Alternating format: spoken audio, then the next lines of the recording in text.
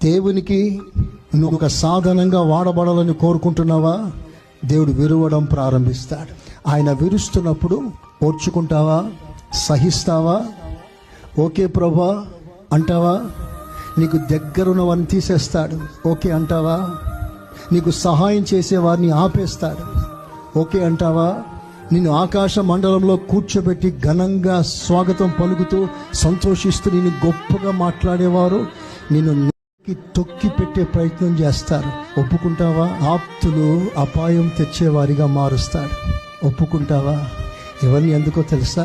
ఒకటి, నువ్వు వాడబడాలి. రెండవదిగా, ఈ లోక మనుషుల మీద మనసు చచ్చిపోవాలి. వారి సహాయాలు, వారి ఆదరణలు, వారి ద్వారా వచ్చే అనుకూలాలు నువ్వేమీ ఆశించకూడదు. నేను చెప్పే ఈ మాట చాలా ఖరీదైన మాట, చాలా తక్కువ మందికి అర్థమవుతుంది. దేవుడు మనతో మాట్లాడును గాక.